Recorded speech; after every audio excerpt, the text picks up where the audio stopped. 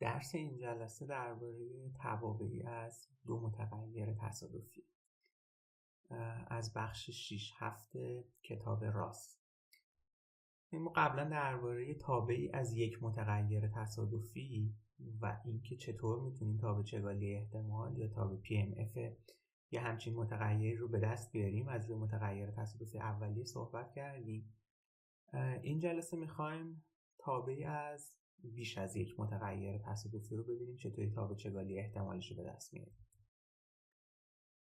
خب فرض کنید که یه تابعی از دو تا متغیر تصادفی دارید، یعنی یه متغیر تصادفی z دارید که یه تابعی از x و y هستش. z مساوی g x و y.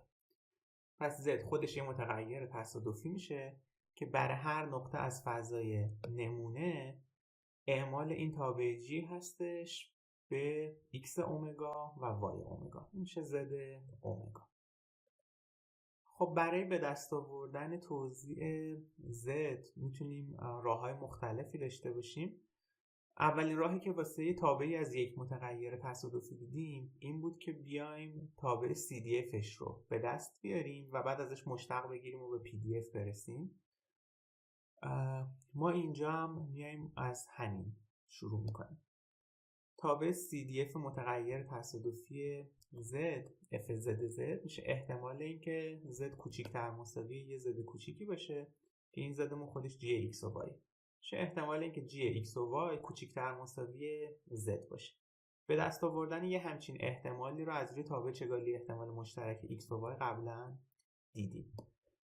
این احتمال میشه انتگرال دوگانه از تابع چگالی احتمال مشترک x و y dx dy روی یه ناحیه dz که dz کجاست؟ این محدوده‌ایه که gx و y کوچکتر مساوی z میشه. یه ناحیه‌ایه تو صفحه x و y، صفحه مختصات دوبعدی که gx و y کوچکتر مساوی z میشه. این ناحیه را اگه dz بگیم انتگرال دوگانه روی این ناحیه از تابع چگالی احتمال مشترک x و y به همون fz z رو. خب بریم سراغ اولین مثال. با همین روش ساده ببینیم میتونیم حلش بکنیم. z هستش x2 به اضافه y2 یه متغیر تصادفی z داریم که تابعی از این دو تا متغیر تصادفی x و y. x و y هم توزیع جوینتلی نورمال دارن. درباره حال مشترک نورمال یا جوینتلی نورمال قبلا یه صحبتی کردیم، بعدا توی همین جلسه خود مفصل تر هم صحبت میکنیم. تابع چگالی احتمالشون یعنی به این صورت 1 تقسیم بر 2 پی سیگما 2 ای به توان منفی x2 به اضافه y2 تقسیم بر 2 سیگما 2.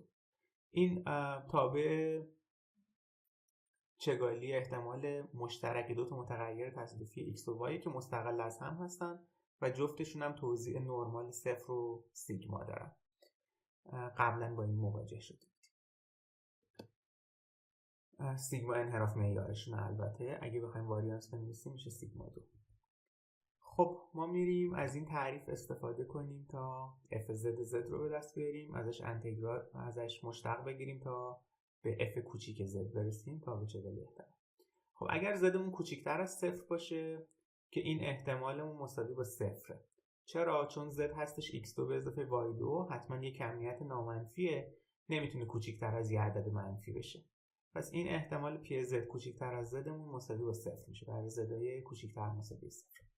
اگر z بزرگتر از 0 باشه این x2 به اضافه y2 کوچیکتر مساوی z یه دایره میشه به مرکز مبدأ و شعاع رادیکال z دیگه. یه همچین دایره میشه. این میشه محدوده دی زدمون، همون ناحیه. خب پس f زدمون میشه انتگرال دوگانه تابع چگالی احتمال مشترک x و y f x y که به همون داده شده این هستش روی این ناحیه dz روی این دایره به شعاع رادیکال z و مرکز مبدأ. خب 1 تقسیم بر 2 پی سیگما 2 که از x و y مستقل میاد بیرون انتگرال، باید ما فقط از این ای به توان منفی x2 به اضافه y تقسیم بر 2 سیگما 2 انتگرال بگیریم. خب میایم از مختصات قطبی استفاده میکنیم. این dx dy میشه r dr d تتا، x2 به اضافه y2 میشه r2، ای به توان منفی x2 به اضافه y2 تقسیم بر 2 سیگما 2 میشه ای به توان منفی r2 به روی 2 سیگما 2. خب این انتگرال سختی نیستش. اول نسبت به آر اگر بگیریم آر ای به توان منفی آر 2، چون آر خودش مشتق آر 2 هستش تو مشتق آر 2 ظاهر میشه. این راحت میتونید انتگرالش رو بگیرید، از 0 تا رادیکال زد حساب بکنید. بعد اگر بذارید توی این یکی انتگرال 0 تا 2 پی دی تتا، چون هیچ اثری از تتا وجود نداره تو این چیزی که به دست آوردید، فقط ضرب در یه تتا میشه که از 0 تا 2 پی تغییر میکنه که اون بهتون یه 2 پی میده که با این 2 پی این پشت ساده میشه. در نهایت به این میرسید: 1 منهای ای به توان منفی زد تقسیم بر 2 سیگما 2. شبیه CDF توزیع نمایی شد که 1 منهای ای به توان منفی لامدا ایکس بود.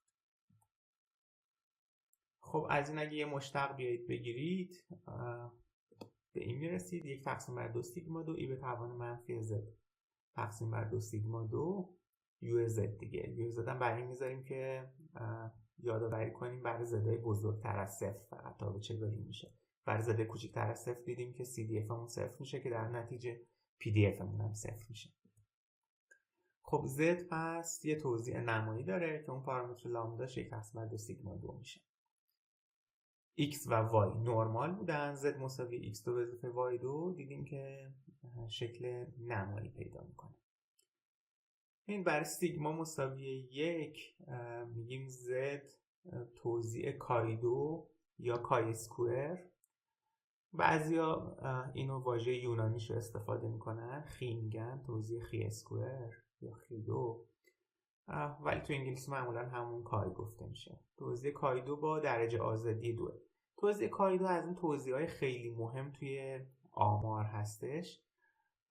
اگر یه سری متغیر نرمال داشته باشیم، مثلا یه سری نرمال استاندارد داشته باشیم، ایکس آیا همشون نرمال باشن، مجموع مربعات یه سری نرمالمون توزیعش همیشه توزیع کای 2 میشه. اینجا چون مجموع مربعات 2 تا نرمال داشتیم، کای 2 با درجه آزادی 2 شد. اگر مجموع مربعات n تا نرمال داشته باشیم، کای 2 با درجه آزادی n میشه. توزیع کای 2 تو خیلی از تست‌های آماری استفاده میشه. باز تو این درس آمار احتمال خیلی باش کاری ندارید، ولی اگه یه درس مثل استنباط آماری بگذرونید اونجا با توزیع کای 2 دوباره مواجه میشید.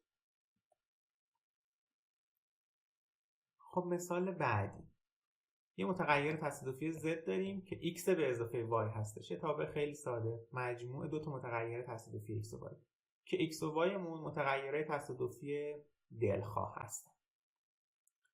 خب f z رو اول میریم به دست میاریم طبق معمول، میشه محدوده‌ای که x به اضافه y کوچیک‌تر مساوی z هستش.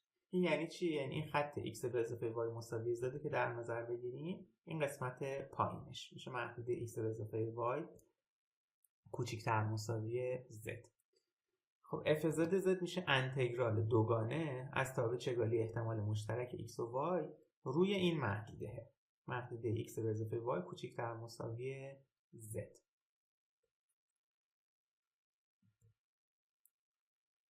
که میتونیم به این صورت هم بنویسیمش. بگیم که x از منفی بی نهایت تا z منهای y میتونه حرکت بکنه، y مون هم از منفی بی نهایت تا مثبت بی نهایت میتونه حرکت بکنه از تابع چگالی احتمال مشترک x و y. این x و y دو تا متغیر تصادفی دلخواه در نظر گرفتیم، یعنی این رابطه‌ای که داریم خیلی رابطه کلی هستش. خب و اگر بیایم از این مشتق بگیریم نسبت به z، انتگرال بیرونی که مثل یه سیگماست باهاش کاری نداریم، فقط از این مشتق گرفته میشه به مشتق انتگرال منفی بی نهایت تا زدمون.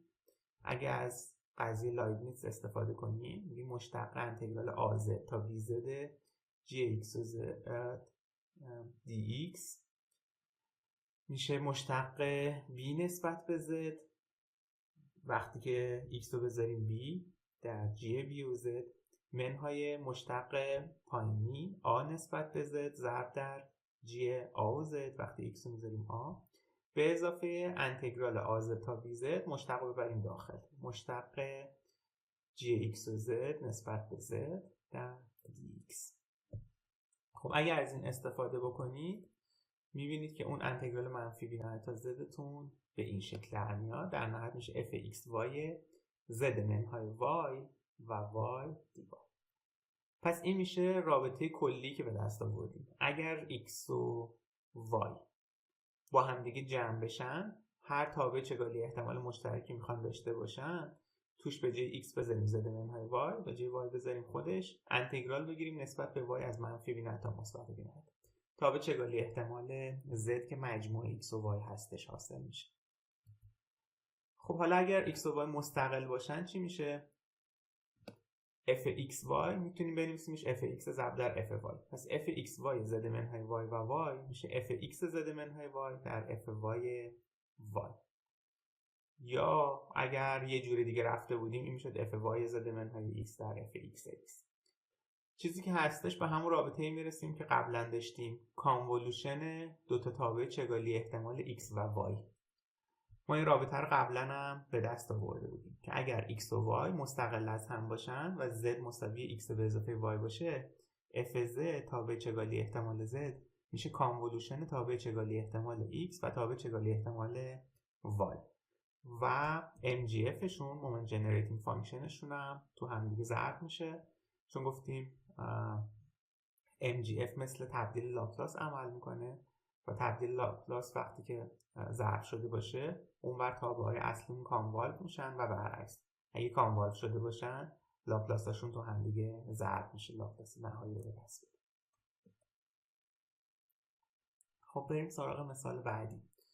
دو تا متغیر تصادفی یک نواخت داریم تو بازه 900 و 1100. این دو تا متغیر تصادفی یک نواختمون هم مستقل از هم هستن، R1 و R2. پس جفتشون یک نواخت تو بازه 900 و 1100 و مستقل از هم. تابع چگالی R1 به اضافه R2 رو میخوایم. ببینید دو تا پالس اینطوری داریم، انگار تو بازه 900 و 1100 مساوی با 1/200 1 تقسیم بر 1100 منهای 900 و این دوتا کانوالو شدن با هم دیگه.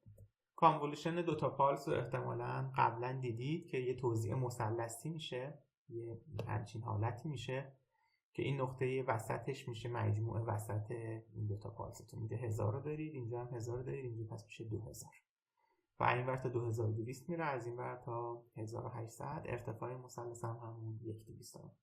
به این میگیم اینا دوتا توزیع یک نواخت بودن، به این میگیم یه توزیع مثلثی یا توزیع سیمپسون.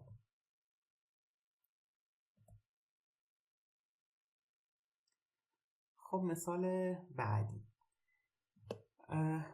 ما تو بحث سیگنال اینو داریم بهش میگیم پوش یه سیگنال.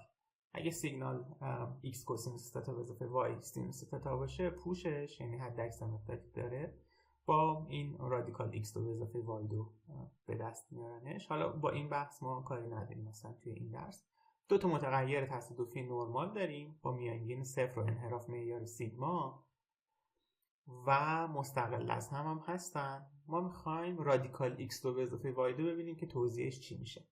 خود x2 به اضافه y2 رو که دیدیم توزیعش نمایی میشه با پارامتر 1/2 سیگما 2. حالا میخوایم z رو ببینیم چی میشه که رادیکال x2 به اضافه y2 هستش. خب میریم از تعریف چگالی NF استفاده میکنیم. این برای z کوچکتر از 0 f z z dz میشه احتمال اینکه z بین z و z به اضافه dz باشه. z رادیکال یه مقدار نامنفی هستش، حتما خود حاصل رادیکال هم همیشه نامنفیه دیگه، بزرگتر مساوی 0. پس نمیتونه بین یه عدد منفی به اضافه یه مقدار خیلی کوچیک اپسیلون باشه، یعنی z باید اونجا منفی باشه. پس در نتیجه این احتمال میشه 0. تابع چگالی احتمال اون برای زدای کوچکتر از 0 میشه 0. برای زدای بزرگتر از 0 ببینید این راه دومیه که داریم استفاده میکنیم، داریم از تعریف چگالی استفاده میکنیم عملا. برای زدای بزرگتر از 0 میگیم f z z dz میشه احتمال اینکه z بین z و z به اضافه dz باشه. زدمون چیه؟ رادیکال x2 به اضافه y2 میشه احتمال اینکه رادیکال x2 به اضافه y2 بین z و z به اضافه dz بشه. رادیکال x2 به اضافه y2 یعنی چی؟ یعنی این محدوده‌ای که اینجا وجود داره، داریم میگیم که این شعاع x تو به اضافه y2 مساوی r2 میشه یه دایره به شعاع r2. پس رادیکال x تو به اضافه y2 میشه اون شعاع r. میخوایم بگیم که این شعاع بین z و z به اضافه dz بشه، میشه این حلقه آبی رنگ که با دلتا dz نشونش میدیم. dz در یادتون باشه همون ناحیه بود. و میایم میگیم که احتمال این که رادیکال x تو به اضافه y2 تو این محدوده باشه میشه این انتگرال دوگانه از تابع چگالی احتمال مشترک x و y که هستش 1/2 سیگما 2 ای به توان منفی x تو به اضافه y2 به روی 2 سیگما 2 روی این محدوده دلتا دیز به این نوار باریکی که اینجا داریم. خب اینو باز اگه قطبی بنویسیمش dx dy اون میشه r d تتا ای به توان منفی x تو به اضافه y2 به روی 2 سیگما 2 میشه منفی r2 به روی 2 سیگما 2. آرمون از z تا z به اضافه dz داره تغییر میکنه و تتامون از 0 تا 2p دایره کامل داریم. 1/2 سیگما 2 هم که از r و تتا مستقل بود بردیمش بیرون. خب ببینید چه وقتی این تکنیک به درد میخوره. این انتگرال ما دیدیم انتگرال r ای به توان منفی r2 به روی 2 سیگما 2 گرفتنش آسون بود، اما اگر ساده نتونید این انتگرال رو حساب بکنید، اگر توی یه محدوده دیفرانسیلی اینجا z تا z به اضافه dz یه محدوده دیفرانسیلی دیگه برای r این انتگرال رو بخواید حساب بکنید میتونید بگید که این انتگرال کلش میشه مقدار این تابع در نقطه z ضرب در dz. یعنی این انتگرال رو که اولا میتونید از هم جدا کنید چون این چیزی که داخل داریم به تتا وابسته نبود. این انتگرال 0 تا 2p دی تتا رو میتونیم ببریم بیرون. انتگرال z تا z به اضافه dz g x dx رو میتونیم بنویسیم g در نقطه z ضرب در dz. این در واقع همونیه که همون بسط ریمانیه که داشتید، میمدید یه سری مستطیل کوچیک در نظر میگرفتید و انتگرال رو میگفتید میشه مجموع مساحت این مستطیلا.